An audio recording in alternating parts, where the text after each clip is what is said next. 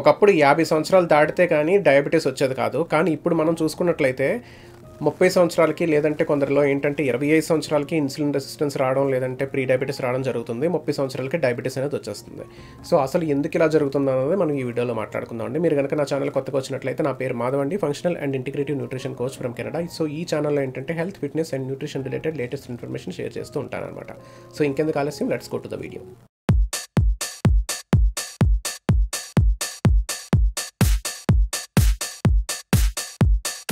ఒకప్పుడు ఏంటంటే బాగా ముసలైపోయిన తర్వాత అంటే 60+ వచ్చిన తర్వాత డయాబెటీస్ కేసెస్ అనేవి ఎక్కువగా ఉంటూ ఉండేవి.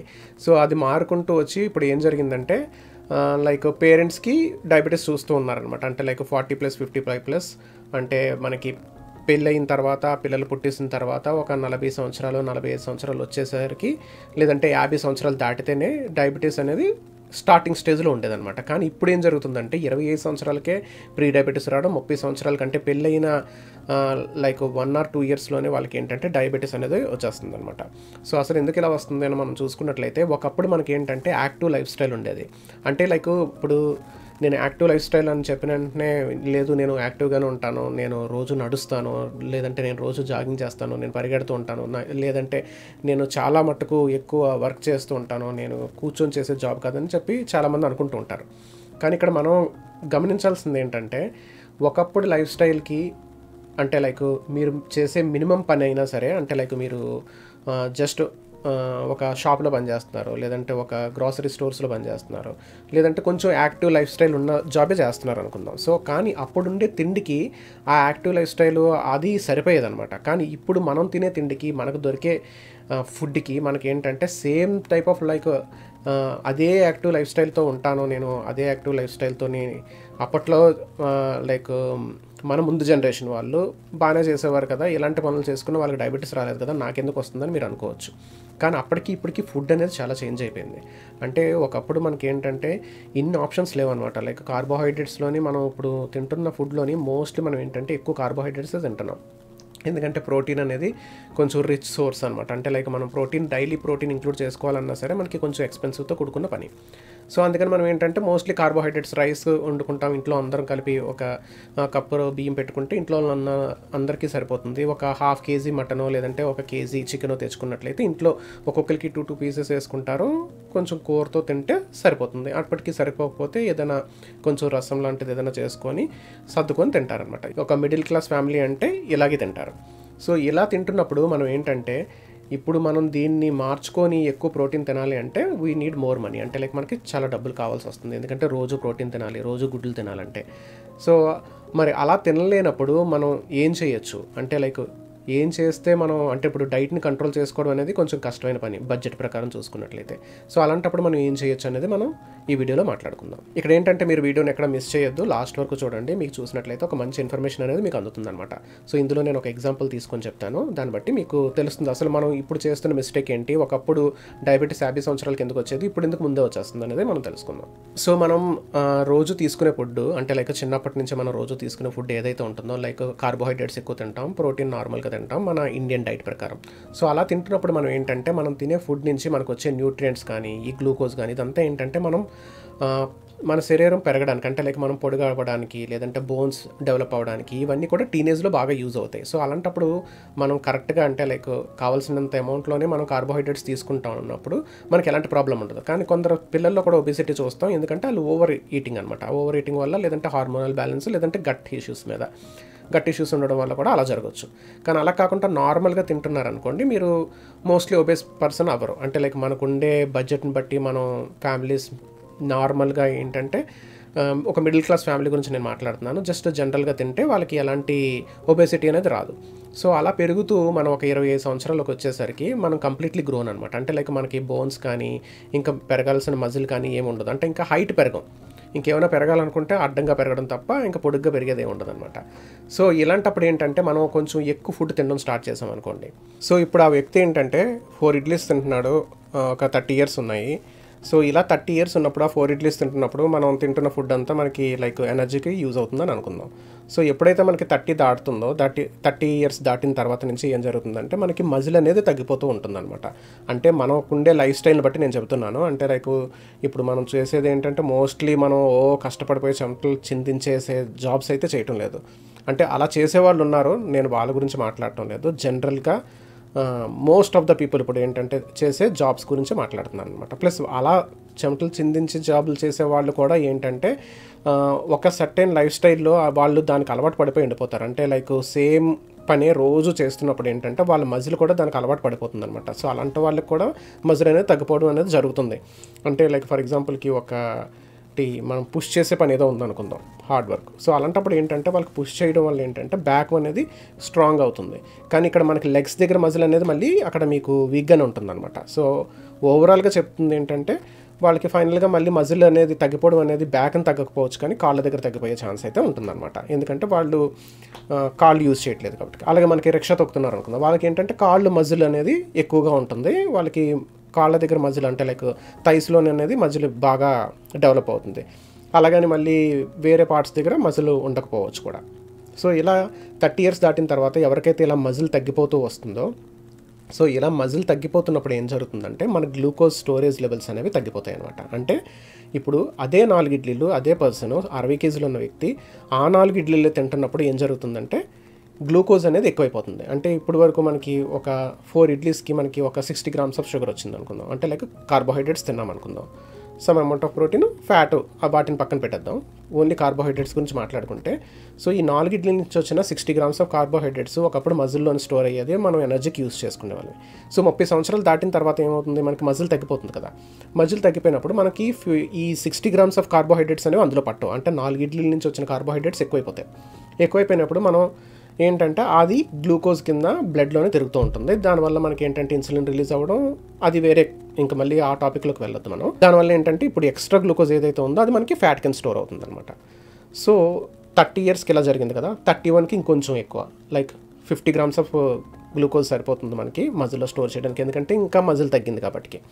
అలా మనకి 30 ఇయర్స్ నుంచి మజిల్ అనేది తగ్గుకుంటూ వస్తుంది. కానీ మనం అదే 4 ఇడ్లీలు తింటున్నాం, సేమ్ వెయిటే ఉంటాము, వెయిట్ కూడా పెరిగిపోము ఇక్కడ మళ్ళీ చెప్పాలంటే, ఎందుకంటే మనకు మజిల్ తగ్గిపోతుంది, మజిల్ ప్లేస్లోకి ఫ్యాట్ వెళ్తుంది అనమాట. సో అదే 60 కేజీలు 35 సంవత్సరాలు వచ్చాయి, అదే 4 ఇడ్లీలు తింటున్నాం, కానీ బ్లడ్లో గ్లూకోజ్ లెవెల్స్ పెరిగిపోతూ ఉంటాయి అనమాట. ఎందుకంటే మనకు మజిల్ తగ్గిపోయింది, అక్కడ ఫ్యాట్ పెరిగింది. ఇప్పుడు మీరు తినే ఆ 60 grams ఆఫ్ కార్బోహైడ్రేట్స్ మీకు ఎక్కువ అనమాట, ఎందుకంటే మనకి 40 grams స్టోర్ చేసుకునే మజిల్ మాత్రమే ఉంది. సో ఇక్కడ ఏం జరుగుతుంది, మనకి మజిల్ సైజ్ అంటే లైక్ బ్యాంక్ అనుకుందాం, ఆ బ్యాంక్ సైజ్ తగ్గిపోతూ ఉంది, మనం స్టోర్ చేసుకునే కెపాసిటీ లేదు, మనకి యూజ్ చేసే అవసరం కూడా తగ్గిపోతూ ఉందన్నమాట. దానివల్ల మనకి మెటబాలిక్ రేట్ తగ్గిపోతుంది, మనం ఏజ్డ్గా అయిపోతాం. మీరు ఒక మంచి లీన్ బాడీ ఉన్న 60 కేజీల పర్సన్ని, లేదంటే ఎక్కువ ఫ్యాట్ కొంచెం లైక్ మెత్తగా దూదిలో ఉన్న ఒక పర్సన్ తీసుకున్నట్లయితే ఇద్దరు 60 కేజీలే ఉంటారు. బట్ ఇక్కడ ఏంటంటే లీన్ మజిల్ ఉంటుంది, కొంచెం స్ట్రాంగ్గా యంగ్గా కనిపిస్తాం. ఏదైతే 30 సంవత్సరాల లోపు, 30 సంవత్సరాలు దాటిన తర్వాత కొంచెం అదే వెయిట్ మెయింటైన్ చేస్తూ ఉంటారు, కానీ వాళ్ళకి ఏంటంటే కొంచెం స్కిన్ అది లూజ్ అయిపోవడం, అలాగే ఏంటంటే మజిల్ తక్కువ ఉండడం వల్ల కొంచెం చబ్బీగా కనిపించడం, కొంచెం బుగ్గలు వచ్చినట్టు కనిపించడం, కొంచెం అందంగా కనిపించారని అనుకుంటారు. బట్ ఇక్కడ ఏంటంటే వాళ్ళకి మజిల్ అనేది లాస్ అవుతుంది, ఫ్యాట్ అనేది పెరుగుతుంది అనమాట. సో ఇలా కంటిన్యూ అయ్యేసరికి ఏమిటంటే మనకి మన యొక్క స్టోరేజ్ లెవెల్స్, ఇప్పుడైతే మనం అదే 4 ఇడ్లీలు తింటున్నా సరే మనకి 2 ఇడ్లీలు తిన్నాయి అంటే, సో ఇలా కొన్ని రోజులు అయ్యేసరికి ఒక 30 సంవత్సరాలు వచ్చేసరికి ఏంటంటే మనకి ఆ 4 ఇడ్లీల నుంచి వచ్చే 60 grams ఆఫ్ కార్బోహైడ్రేట్స్ దాచుకునే కెపాసిటీ మన మజిల్స్లో లేకపోవడం వల్ల ఓన్లీ 30 grams దాచుకుంటున్నాం అనుకోండి మజిల్స్లో యూజ్ అయ్యేది, మిగతా 30 grams ఏం చేయాలో తెలియక మనకి ఏంటంటే ఇలాగా బ్లడ్లో షుగర్ లెవెల్స్ అనేవి ఎక్కువైపోతూ ఉంటాయి. సో అలా కాకుండా మనం ఏంటంటే స్ట్రెంత్ ట్రైనింగ్ అంటే, ఇప్పుడు మళ్ళీ మీరు ఏంటంటే డాక్టర్ దగ్గరికి వెళ్తారు 30 సంవత్సరాలు దాటిన తర్వాత, ఇదేంటి ఇంత ఎర్లీగానే మనకి షుగర్ వచ్చేసిందని చెప్పేసి, లేదంటే ఏంటి షుగర్ లెవెల్స్ పెరిగిపోతున్నాయి. అప్పుడు డాక్టర్ ఏం చెప్తారంటే మీరు కొంచెం ఎక్సర్సైజ్ అది చేయాలని చెప్తారు. సో దానికి మనం మోస్ట్లీ చాలామంది చేసేది ఏంటంటే వాకింగ్ అనమాట. వాకింగ్ చేయడం స్టార్ట్ చేస్తారు. సో ఇక్కడ మళ్ళీ ఇంకోటి ఏంటంటే వాకింగ్ చేయడం వల్ల మనకి అంటే లైక్ యాక్టివ్గా ఉండడం మంచిది, వాకింగ్ చేయడం మంచిదే, ఇక్కడ వాకింగ్ మంచిది కాదని నేను చెప్పడం లేదు. బట్ వాకింగ్ మనకి ఈ షుగర్ లెవెల్స్ని కంట్రోల్ చేయడానికి కానీ ఇలా డయాబెటీస్ నుంచి కాపాడడానికి మాత్రం వాకింగ్ అనేది పనికిరాదనమాట. యాక్టివ్ లైఫ్ స్టైల్ కోసం అయితే ఓకే, ఎందుకంటే మనకి వాకింగ్ చేయడం వల్ల మన మజిల్ అనేది ఇంప్రూవ్ అవ్వదు. ఎప్పుడైనా సరే మజిల్ ఇంప్రూవ్ అవ్వాలంటే స్ట్రెంత్ ట్రైనింగ్ చేయాలి, అంటే బాడీ బిల్డింగ్ కోసం కావాల్సిన వెయిట్ లిఫ్టింగ్ చేయాలన్నమాట. ఇక్కడ వెయిట్ లిఫ్టింగ్ చేయమన్నాను కదా అని చెప్పేసి నేను లైక్ పెద్ద పెద్ద వెయిట్స్ ఎత్తాలని చెప్పడం లేదు. ప్రతి మజిల్ని మనం స్టిమ్యులేట్ చేస్తూ ఉండాలి ఎవ్రీడే. సో ఎప్పుడైతే మనం ఇలాగ మజిల్ని స్టిమ్యులేట్ చేస్తామో, మజిల్ని బ్రేక్ చేస్తామో, అప్పుడు ఏంటంటే మనకి కొత్త మజిల్ అనేది క్రియేట్ అవ్వడానికి ఉపయోగపడుతుంది అనమాట. సో అలా కొత్త మజిల్ క్రియేట్ అవుతున్నప్పుడు ఏంటంటే మన మజిల్ సైజ్ అనేది తగ్గిపోదు. ఎప్పుడైతే మనకు మజిల్ సైజ్ తగ్గిపోదో మనం తినే 4 ఇడ్లీలకి స్టోర్ చేసుకునే అంత మజిల్ మనం మెయింటైన్ చేసాం అనుకోండి, 35 రాని, 45 రాని, 55 రాని, 65 రాని, 75 రాని, ఈవెన్ 90 ఇయర్స్ వచ్చినా సరే మనం అదే మజిల్ని మెయింటైన్ చేయడానికి మనం ట్రై చేసాం అనుకోండి, అంటే అది చాలా కష్టమైన పని. మనకి ఏంటంటే సప్లిమెంటేషన్ సపోర్ట్ కూడా కావాలి, ఎందుకంటే ఒక ఏజ్ వచ్చేసరికి మనం ఇలా స్ట్రెంత్ ట్రైనింగ్ చేస్తున్నా సరే మజిల్ని మెయింటైన్ చేయడం అనేది కొంచెం కష్టమైన పని, కానీ ఇంపాసిబుల్ కాదనమాట. ఇప్పుడున్న టెక్నాలజీతోటి, ఇప్పుడున్న మనకుండే ఈ సప్లిమెంటేషన్స్ కానీ, ఇప్పుడున్న లేటెస్ట్ సైన్స్ని బట్టి మనం ఈజీగా చేయొచ్చు అనమాట. లైక్ చాలామంది మూవీ యాక్టర్స్ చేసే పని ఇదే, అందుకని వాళ్ళు ఏంటంటే ఎక్కువగా స్ట్రెంత్ ట్రైనింగ్ అనేది చేస్తూ ఉంటారు. వాళ్ళు ఎప్పుడు కూడా ఏంటంటే ఇప్పుడు 60 ఇయర్స్ వచ్చినా సరే వాళ్ళు ఏంటంటే యంగ్గా కనిపిస్తూ ఉంటారు, లైక్ 30 ఇయర్స్ లాగా, 35, 45 అలా కనిపిస్తారు 60 ఇయర్స్లో కూడా అనమాట. సో అలా మెయింటైన్ చేయాలంటే వాళ్ళు ఏదో ఫుడ్స్ తినేస్తారు, సూపర్ ఫుడ్స్ అని అనుకోవద్దు, ఎందుకంటే వాళ్ళు గ్యారంటీగా లీన్గా కనిపిస్తారు, మజిల్ మెయింటైన్ చేస్తారనమాట. సో మనకి 30 దాటిన తర్వాత మనం డయాబెటీస్లో పడకూడదు అని అనుకున్నట్లయితే మనం చేయాల్సింది ఏంటంటే మనకున్న బడ్జెట్లో ఫుడ్ తింటూ దానికి తగినట్టు కొంచెం స్ట్రెంత్ ట్రైనింగ్ ఇంక్లూడ్ చేసుకొని, ఇలా ఇంక్లూడ్ చేసుకున్న స్ట్రెంత్ ట్రైనింగ్ ఎలా ఉండాలంటే మనకి ప్రతి మజిల్ని టార్గెట్ చేయాలన్నమాట. లైక్ పుష్ వర్కౌట్స్ చేయాలి, పుల్ వర్కౌట్స్ చేయాలి, లెగ్ వర్కౌట్స్ చేయాలి, ప్రతి మజిల్ని ఇన్వాల్వ్ చేసి మజిల్ అనేది లాస్ అవ్వకుండా చూసుకోవాలన్నమాట. సో ఇలా చూసుకున్నప్పుడు మనకి ఏంటంటే 2 రకాల ఉపయోగాలు ఉంటాయి. ఒకటి ఏంటంటే మన బోన్ డెన్సిటీ కూడా తగ్గిపోతూ ఉంటుంది 30 ఇయర్స్ తర్వాత. లైక్ మజిల్ తగ్గిపోతే సర్కోపీనియా అంటారు, లేదంటే అలాగే బోన్ డెన్సిటీ తగ్గిపోతే ఆస్టోపిరోసిస్ అంటారు. సో ఈ రెండిట్ల వల్ల చాలా ప్రాబ్లమ్స్ వస్తూ ఉంటాయి మనకి ఫ్యూచర్లో, అంటే లైక్ 35, 40, 50కి వెళ్ళేసరికి చాలా ప్రాబ్లమ్స్ వస్తాయి అనమాట. ఉమెన్లో కూడా అంతే. ఉమెన్లోనే ఏంటంటే ప్రీ మెనోపాజ్ స్టేజ్ వస్తుంది, ఆ తర్వాత మెనోపాజ్ వస్తుంది కదా. మెనోపాజ్ వచ్చినప్పుడు వాళ్ళు ఎక్కువ ఏంటంటే బోన్స్ బాగా వీక్ అయిపోతాయి అనమాట. సో అలా వీక్ అవ్వకుండా ఉండాలంటే ఉమెన్ కానీ మెన్ కానీ ఇద్దరు కూడా ఏంటంటే స్ట్రెంత్ ట్రైనింగ్ అనేది వాళ్ళ లైఫ్లో ఇంక్లూడ్ చేసుకోవాల్సిందే అనమాట. సో ఎప్పుడైతే ఇలా ఈ స్ట్రెంత్ ట్రైనింగ్ ఇంక్లూడ్ చేసుకుంటారో వాళ్ళకి ఏంటంటే ఫ్యూచర్లో డయాబెటీస్ వచ్చే ప్రాబ్లం ఉండదు, అలాగే బోన్స్ వీక్ అయిపోయే ప్రాబ్లం ఉండదు. మనం ఎప్పుడైతే బోన్స్ మీద ప్రెషర్ పెట్టమో అప్పుడు ఏంటంటే మనకి ఈ బోన్స్లో ఉండే డెన్సిటీ తగ్గిపోతుంది అనమాట. అంటే బోన్స్ అరిగిపోయి అంటారు చూడండి, ఇక్కడ అరిగిపోవడం అంటే ఎంత ఉన్న బోన్ సన్నమైపోయి చిన్నగా అయిపోదు, అంతే సైజ్ బోన్ ఉంటుంది, కానీ లోపల ఉండే డెన్సిటీ అనమాట, అంటే లైక్ బోన్ స్ట్రాంగ్నెస్ అనేది పోతుంది. సో అలా పోయినప్పుడు ఏంటంటే మనం ఎప్పుడైనా సరే చిన్నది ఎక్కడైనా బెనికినా లేదంటే సడన్గా ఏదైనా చిన్న యాక్సిడెంట్ అయినా ఈజీగా బోన్స్ ఇరిగిపోతాయి అనమాట. చాలా డేంజరస్ సిచ్యువేషన్ అది. సో అలాంటప్పుడు అలాంటి సిచ్యువేషన్కి వెళ్లకుండా ఉండాలంటే మనం ఎప్పుడైతే మన బోన్స్ మీద ఎప్పుడు ప్రెషర్ పెడుతూ ఉంటామో అలా ప్రెషర్ పెడితే ఏమవుతుందంటే మన యొక్క బోన్ డెన్సిటీ తగ్గిపోకుండా చూస్తుంది అనమాట. బాడీ అనేది మనకి ఏంటంటే చాలా క్లవర్. మనం దాన్ని కరెక్ట్గా మెయింటైన్ చేసి కరెక్ట్గా చూసుకున్నట్లయితే మనకి హాస్పిటల్కి వెళ్ళాల్సిన పని అయితే ఉండదు. అంటే ఇప్పుడు చాలామంది చెప్తూ ఉంటారు జిమ్కి వెళ్ళొద్దు, జిమ్కి వెళ్తే హార్ట్ అటాక్లు వచ్చేస్తాయి ఇవన్నీ. అవన్నీ రేర్ కేసెస్ అనమాట. లైక్ మనం జిమ్కి వెళ్ళి తెచ్చుకునే ఆ హార్ట్ అటాక్ ఏదో వచ్చేస్తుందని భయపడే దానికన్నా మనం చాలా ఎక్కువ డ్యామేజ్ అయితే మన బాడీకి చేసుకుంటాం. అందుకని మనం ఏంటంటే స్ట్రెంత్ ట్రైనింగ్ని మన లైఫ్లో ఇంక్లూడ్ చేసుకొని దానికి తగినట్టు కొంచెం మంచి ప్రోటీన్ తీసుకొని, అలాగే ఒకవేళ మనకి గట్ హెల్త్ ప్రాబ్లమ్స్ ఏమైనా ఉన్నాయనుకోండి, ఎందుకంటే మళ్ళీ మనం మంచి ఫుడ్ తిన్నా మనకి గట్లోంచి, అంటే ఇప్పుడు నా ఛానల్ అంటే మోస్ట్లీ గట్ రిలేటెడ్ వీడియోస్ ఉంటాయి. అంటే గట్ హెల్త్ ఎలా ఇంప్రూవ్ చేసుకోవాలి. ఇక్కడ గట్ అంటే మన పొట్ట అనమాట. మన పొట్ట యొక్క హెల్త్ ఎంత బాగుంటే మనం అంత బాగుంటాం. అంటే మనం తినే ఫుడ్ని కూడా మనం అరేంజ్కోవాలన్నమాట. ఇక్కడ మళ్ళీ ఇంకోటి ఏంటంటే ఎవరైతే స్ట్రెంత్ ట్రైనింగ్ చేస్తారంటే లైక్ మజిల్ బిల్డింగ్ చేస్తారో వాళ్ళకి ఏంటంటే గట్ హెల్త్ కూడా చాలా బాగుంటుంది. ఎందుకంటే మనం ఏంటంటే స్ట్రెంత్ ట్రైనింగ్లోనే మనం రోజు మజిల్ని బ్రేక్ డౌన్ చేస్తూ ఉంటాం, అంటే లైక్ బ్రేక్ చేస్తాం, అది రిపేర్ అవుతూ ఉంటుంది. సో ఇలా రిపేర్ అవ్వడానికి మనకి గ్రోత్ హార్మోన్ అనేది కావాలి. సో గ్రోత్ హార్మోన్ యొక్క పని అనేది ఎప్పుడూ ఉంటుందన్నమాట. సో అలా ఉండడం వల్ల ఏంటంటే మన బాడీ గ్రోత్ హార్మోన్ని తగ్గనివ్వకుండా చూసుకుంటుంది. ఈ గ్రోత్ హార్మోన్ మనకి ఏంటంటే మన యొక్క గట్ లైనింగ్ని బాగు చేయడానికి కూడా ఈ గ్రోత్ హార్మోన్ అనేది చాలా బాగా ఉపయోగపడుతుంది. సో అందుకని మనం ఏంటంటే గట్ హెల్త్ని బాగా ఉంచుకోవచ్చు ఈ స్ట్రెంత్ ట్రైనింగ్ చేయడం వల్ల. ప్లస్ ఇంకోటి ఏంటంటే మనకి డయాబెటీస్ రాదు, బోన్స్ అవి విరిగిపోవు, త్వరగా ఏజ్డ్గా అయిపోరు అనమాట. సో మన యొక్క ఫుడ్ కరెక్ట్గా ఉండేలా చూసుకోవాలి. ప్రతి మీల్లోనూ ఒక 20 to 30 grams ప్రోటీన్ ఉండేలా చూసుకోవాలి. నేను ఆల్రెడీ ప్రోటీన్ మీద వీడియోస్ చేశాను, గట్ హెల్త్ మీద వీడియోస్ చేశాను. మీరు కనుక నా ఛానల్ కొత్తగా వచ్చినట్లయితే మీరు ఛానల్లోకి వెళ్ళి చూడండి, ఎందుకంటే నేను ప్రోటీన్ మీద కానీ అలాగే ఈ గట్ హెల్త్ మీద చాలా వీడియోస్ చేశాను అనమాట. సో ఎప్పుడైతే మనం ఇవి పాటించి మెయిన్ స్ట్రెంత్ ట్రైనింగ్ని మన లైఫ్లో ఇంక్లూడ్ చేసుకుంటాం 30+ వచ్చిన దగ్గర నుంచి కొంచెం అట్లీస్ట్ వర్కౌట్స్ దగ్గర నుంచి స్టార్ట్ చేసి లైక్ పుషప్స్ పుల్అప్స్ ఇలా తీయడం, లైక్ స్క్వాట్స్ చేయడం, సింపుల్ వెయిట్స్తో చేయడం, ఇవన్నీ చేయాలన్నమాట. ఉమెన్ అవ్వచ్చు, మెన్ అవ్వచ్చు, ఎవరైనా సరే ఇద్దరికి కూడా ఇంపార్టెంట్ అనమాట ఇది అనేది.